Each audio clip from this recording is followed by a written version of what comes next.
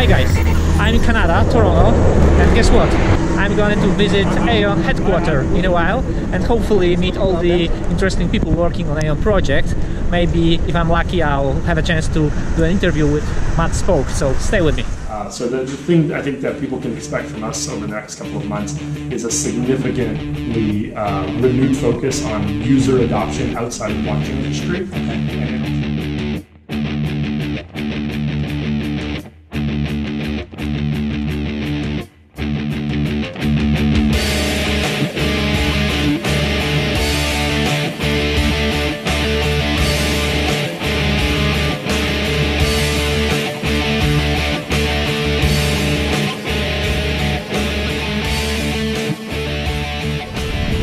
Let me start with a reminder that whatever you hear or see in this video is not intended to be a financial advice. I'm not a financial advisor.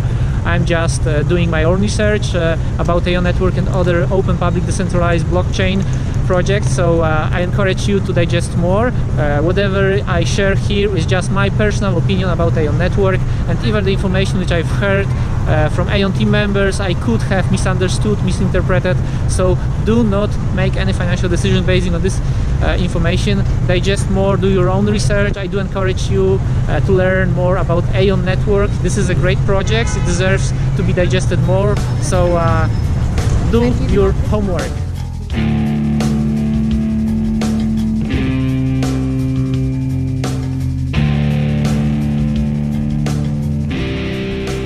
It's recording. Okay.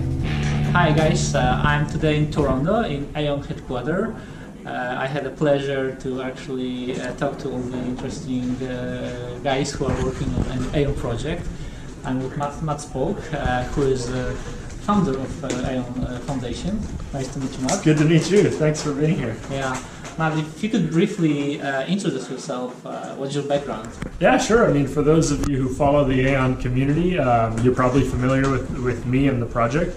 But I live in Toronto. I spend a lot of time traveling between our three offices. So we have our office here in Toronto, our office in Barbados, and our office in Shanghai. And I've been working on this project for since kind of 2016. So it's been almost 4 years, coming up on 4 years that we've been doing this. We have a great team here. I mean, Andrzej's been walking around meeting some of the people.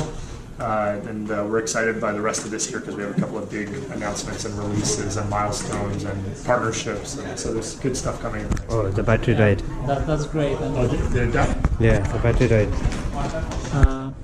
No, it's going. It just. You'll edit that part out. Yeah.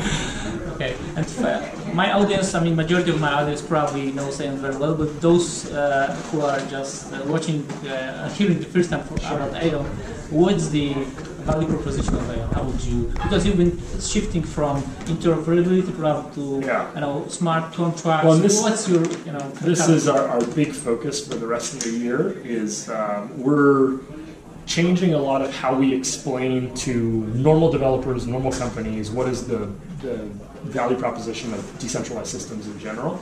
And then we're effectively building a marketing narrative around why should a software company that's not in the blockchain space care about this technology. So we're addressing these pain points around what are the coordination costs of centralized platforms, what are the frictions in the economy that exist based on the way that economic activity is organized today around big companies like Amazon and Google, and what are alternative ways of designing these economic systems.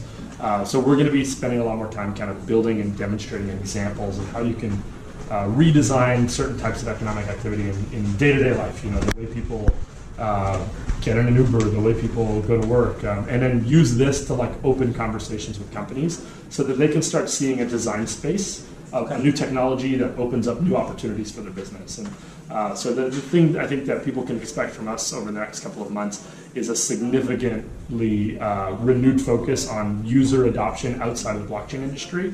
And then also a very, very deliberate focus to like convince all of the coin holders that have been supporting Aion, you know, what is the purpose of the coin? Why should this coin increase in value as the system develops more of a user base? And what are the functional characteristics of our staking system, our mining system?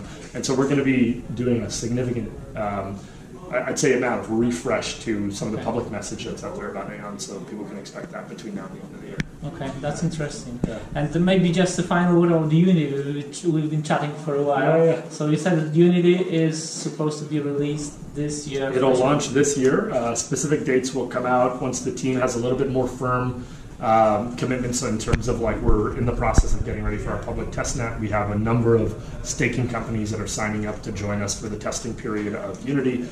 Unity will be available to the public later this year, and there'll be tons of time and instructions and education. And I mean, the process internally is coming along really, really well. The interfaces are pretty much all built. It's all being security audited, and it's looking really, really good. We're excited about it, and we're going to be publishing our economic design pretty soon as well. Excellent. Yeah. Matthew, I know you're busy. Yeah, I got to get on a phone call, but it's so good to see you. Next time in Warsaw, okay? Okay. Okay. Thank you. Take care. Yeah, so being here in Toronto, I basically couldn't resist to make this visit to Aion headquarters, which I think was a really great idea. I did have a chance, as you have seen, to talk to Matthew Spoke. Some of the conversation was recorded, but I did have some more discussions with Matthew and Dipesh offline.